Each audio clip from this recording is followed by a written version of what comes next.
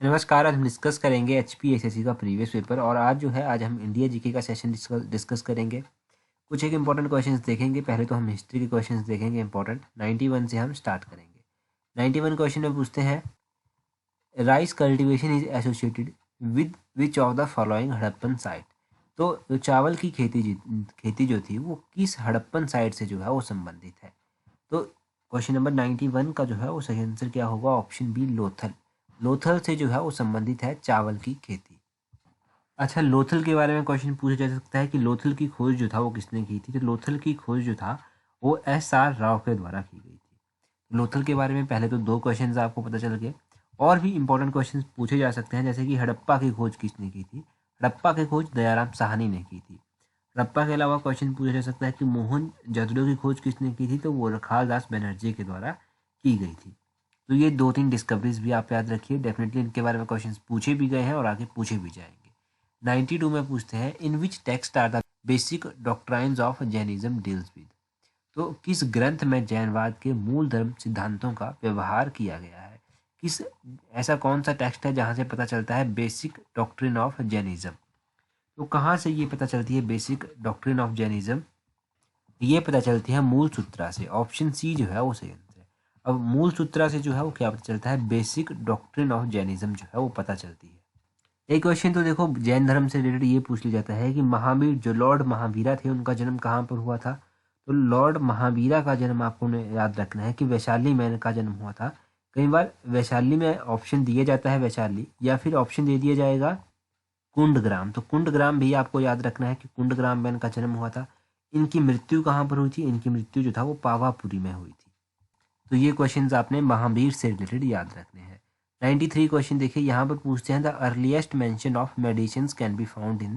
तो औषधि का जो सबसे पहला उल्लेख है वो कहाँ पर मिलता है।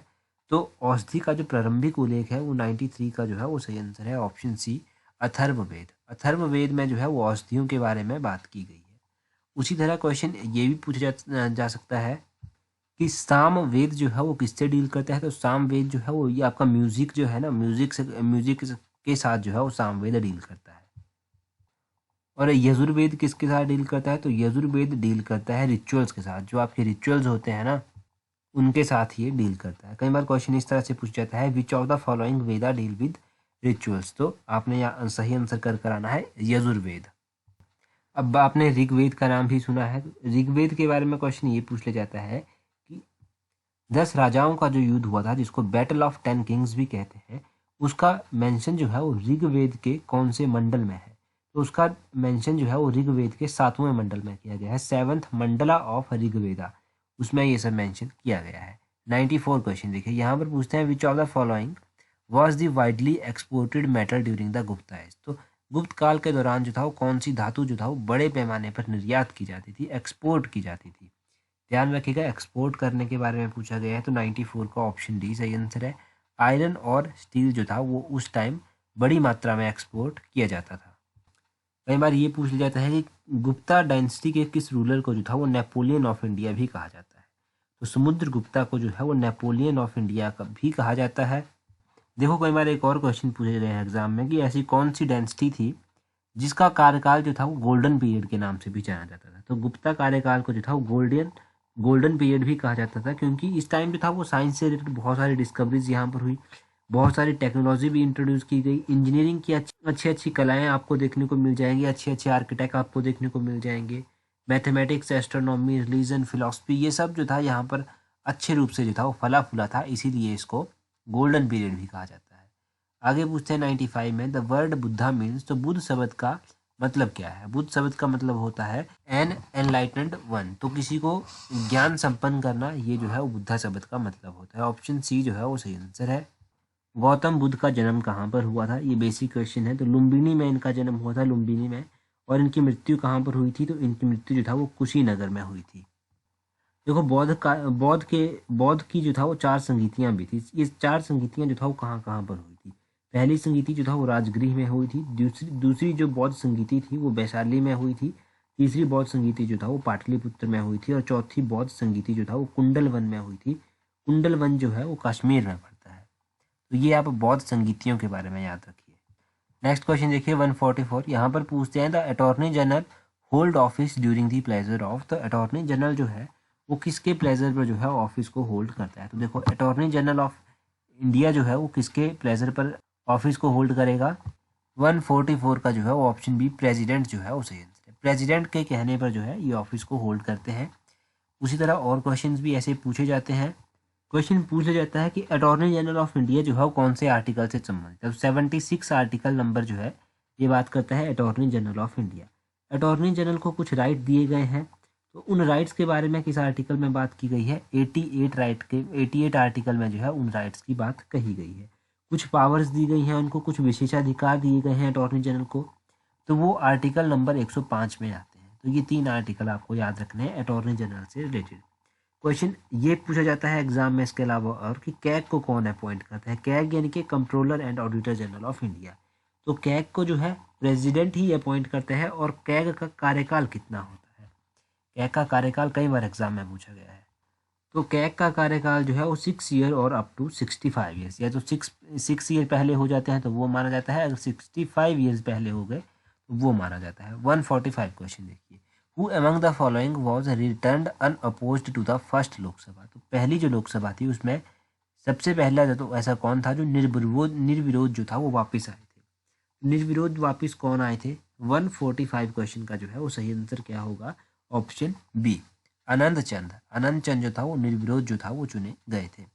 अगर बाकी ऑप्शंस दिए गए हैं ये सही नहीं है। यशवंत सिंह परमार भी नहीं थे पहली बार लोकसभा के लिए, पद्म देव भी नहीं थे, जोगिंदर सेन भी नहीं थे। तो आनंद चंद जो है इसका सही आंसर होगा। बाकी हिमाचल से हम थोड़ा सा जान लेते हैं। यहाँ से लोकसभा की कितनी सीट्स है, 4 सीट्स हैं। कौन कौन सी है, एक तो आपका हमीरपुर है, दूसरा आपका कांगड़ा है, तीसरा आपका शिमला है और चौथे नंबर पर आपका मंडी आता है जहाँ पर हाल फिलहाल में इलेक्शन हुए थे। ये 4 लोकसभा की सीट्स हैं, 3 यहाँ पर राज्यसभा की सीट्स हैं और बाकी आप विधानसभा अपने अपने डिस्ट्रिक्ट की विधानसभा की सीट्स आप देख लीजिएगा। 146 में पूछते हैं as a result of prorogation which of the following is not affected. तो देखो स्थगन जो होता है उसके परिणाम स्वरूप जो है निम्नलिखित में से क्या प्रभावित नहीं होता। तो प्रोरोगेशन जैसे जो है वो ऑप्शन बी बिल जो है वहाँ से प्रभावित नहीं होते। अगर कोई भी विधेयक रखा गया है तो उसको वहाँ से कोई भी इफेक्ट नहीं होगा, वो अनअफेक्टेड जो है वहाँ से रहता है। इस क्वेश्चन को आप ऐसा ही याद रखिए प्रोरोगेशन के बारे में। अगले क्वेश्चन में पूछा गया है 147 में joint sitting of 2 houses of Indian parliament are held to. तो जो भारतीय संसद है अपना उसके दोनों सदनों की जो संयुक्त बैठक होती है वो किस टाइम या फिर किसके कहने पर जो है वो बुलाई जाती है। देखो 147 का जो है वो ऑप्शन डी सही आंसर है। देखो जब कोई भी विधेयक होता है उसको पास करवाना होता है दोनों हाउसेज से, तब उस टाइम जो है वो दोनों हाउसों को जो है एक साथ बुलाया जाता है, उनकी जॉइंट सीटिंग बुलवाई जाती है। ऐसा नहीं है कि किसी भी बिल के लिए जो है दोनों हाउसेज को बुला दिया जाएगा, नहीं ऐसा नहीं होता। अगर दोनों हाउस जो है वो डिसएग्री है, कोई भी हाउस एक डिसएग्री है एक एग्री है, तब जो है वो बुलाया जाएगा। Consider and pass a bill on which the 2 houses disagree. जब डिसएग्री होंगे तब उनको बुलाया जाएगा और एग्री करवाने के लिए जो है वो कहा जाएगा कि एग्री हो जाइए आप। अगले क्वेश्चन में पूछते हैं द पावर टू एक्सटेंड और restrict the jurisdiction of high court rest with. देखो उच्च न्यायालय जो आपका होता है उसका क्षेत्राधिकार, उसका विस्तार करना या फिर उसको सीमित करना, इसकी शक्ति जो है वो किसको दी गई है। इसकी शक्ति दी गई है पार्लियामेंट के पास। ऑप्शन बी सही आंसर है। मोस्ट इंपॉर्टेंट क्वेश्चन है ये हाई कोर्ट से रिलेटेड। तो पार्लियामेंट के पास ये शक्ति दी गई है कि हाई कोर्ट की जो जुरिस्डिक्शन होती है, क्षेत्राधिकार होता है, उसको या तो आप एक्सटेंड कर दीजिए या तो उसको आप जो है वो सीमित कर दीजिए, कम भी कर दीजिए ज़्यादा भी कर दीजिए, वो उनके पास डिपेंड करता है। हाई कोर्ट की बात हुई है तो एक बार क्वेश्चन में एग्जाम में क्वेश्चन क्या पूछा गया था कि आपका जो अंडमान निकोबार है वो कौन से हाई कोर्ट के तहत आता है। तो अंडमान निकोबार की अगर हम बात करें कि कौन से हाई कोर्ट के तहत आता है तो ये जो है कलकत्ता हाई कोर्ट के तहत आता है। क्वेश्चन और भी पूछ जाते हैं कि उत्तर प्रदेश हाई कोर्ट का जो मेन है जगह है वो कहाँ पर है, तो वो इलाहाबाद में है, इलाहाबाद हाई कोर्ट कहा जाता है। या फिर आप इसकी एक बेंच जो है वो लखनऊ में भी है, एक इलाहाबाद है और बेंच सीट जो है इसकी लखनऊ में भी। उसी तरह जो है आपको याद रखना है कि असम जो है वो कौन से हाई कोर्ट के तहत आता है, नागालैंड कौन से हाई कोर्ट के तहत आता है, तो गुवाहाटी हाई कोर्ट के तहत आते हैं। असम हो गया आपका, नागालैंड हो गया आपका, अरुणाचल प्रदेश हो गया आपका, मिजोरम हो गया आपका, ये सब गुवाहाटी हाई कोर्ट के तहत आते हैं। परंतु इनकी बेंचेस जो है वो आगे आगे चलकर भी बनाई गई हैं। गुवाहाटी तो मेन ब्रांच होगी, बेंचेज इनकी बनाई गई हैं, कोहिमा में बनाई गई है, एजवाल में बनाई गई है और ईटानगर में इनकी ब्रांचेज बनाई गई हैं। बाकी एक और क्वेश्चन यहाँ से पूछ लिया जाता है कि पुडुचेरी जो है वो कौन से हाई कोर्ट के तहत आता है। तो पुडुचेरी और तमिलनाडु ये दोनों जो है ये मद्रास हाई कोर्ट के तहत जो है वो आते हैं। और बात करें अगर हिमाचल प्रदेश की, तो हिमाचल प्रदेश का हाई कोर्ट शिमला में है। इसकी स्थापना कब हुई थी ये आप कमेंट करके बता दीजिए। आसान क्वेश्चन है, कई बार हमने डिस्कस किया है। 149 क्वेश्चन में देखिए यहाँ पर पूछते हैं chief minister of all the states are ex officio member of. सभी राज्यों के जो मुख्य मंत्री होते हैं वो पदेन सदस्य होते हैं किस चीज़ के। 149 क्वेश्चन की अगर हम बात करेंगे तो 149 का सही आंसर क्या होगा, option C national development council. NDC के जो है ये एक्स ऑफिशियो चेयरमैन होते हैं। यहाँ पर ऑप्शंस में और बहुत कुछ दिया गया है, जैसे कि नीति आयोग दिया गया है। तो नीति आयोग के बारे में पूछा जाता है, ये जो आपका नीति आयोग है ना, इसके चेयरमैन कौन होते हैं। तो इसके चेयरमैन जो है वो नरेंद्र मोदी होते हैं। नीति आयोग की स्थापना कब हुई थी, तो इसकी स्थापना 1 जनवरी 2015 में हुई थी। प्रधानमंत्री जो है वो नीति आयोग के चेयरमैन होते हैं। और नीति आयोग के बारे में कई बार क्वेश्चन पूछ लिया जाता है कि इसके जो है वो वाइस चेयरपर्सन कौन है। तो राजीव कुमार इसके वाइस चेयरपर्सन है। और इसके सीईओ कौन है, चीफ एग्जीक्यूटिव ऑफिसर, तो वो है अमिताभ कांत। उनका नाम भी आपको याद रखना है। बाकी हम साइंस का क्वेश्चन देखते हैं। 158 नंबर क्वेश्चन यहाँ पर पूछते हैं विच mirror has a wider field of view. तो ऐसा कौन सा दर्पण होता है जिसकी अधिक चौड़ाई की दृष्टि क्षेत्र होता है। तो 158 क्वेश्चन की अगर आप बात करेंगे तो इसका सही आंसर है option B convex mirror. Convex mirror जो है इसका व्यू जो है वो काफ़ी वाइडर होता है। अब कन्वेक्स मिरर कहाँ कहाँ पर इस्तेमाल किया जाता है, तो देखो कन्वेक्स मिरर आपका एक तो यूज़ किया जाता है डेंटल के द्वारा। डेंटल जो है इसका यूज़ करते हैं ताकि दांत की जो फोटो है, इमेज है, वो थोड़ी सी बड़ी दिखाई दे और क्लियर दिखाई दे। टॉर्चेज में आपका इस्तेमाल किया जाता है यही मिरर, कन्वेक्स मिरर, क्योंकि ये रिफ्लेक्ट कर देगा लाइट को और थोड़ा सा व्यू जो है वो वाइड हो जाएगा। व्हीकल्स का जो साइड व्यू मिरर होता है उसमें भी इसको इस्तेमाल किया जाता है। तो ये आप कन्वेक्स मिरर की प्रॉपर्टीज याद रखिए, इसके यूजेज याद रखिए। 159 क्वेश्चन अब देखते हैं। यहाँ पर पूछते हैं a DC device which generates very high voltage is. तो एक डीसी डिवाइस जो बहुत अधिक वोल्टेज जो है वो जनरेट करती है उसको क्या कहते हैं। उसको जो है वो नाम दिया गया है ऑप्शन डी इंडक्शन कॉइल। 159 का जो है वो ऑप्शन डी सही आंसर होगा। हो सकता है कुछ लोगों को यहाँ पर डाउट भी हो जाए, परंतु ये मैं फाइनल आंसर की अकॉर्डिंग बता रहा हूँ, तो आप डाउट मत रखिएगा। उसी तरह अगर हम ट्रांसफार्मर की बात कर लें तो ट्रांसफार्मर जो है वो लो वोल्टेज का जो डायरेक्ट करंट होता है उसको हाई वोल्टेज के अल्टरनेट करंट में ट्रांसफर ये करता है। और रेक्टिफायर की बात करें तो रेक्टिफायर जो है आपका डीसी पावर को जो है वो एसी पावर में जो है वो कन्वर्ट करता है, या फिर एसी को ये डीसी में कन्वर्ट कर देगा।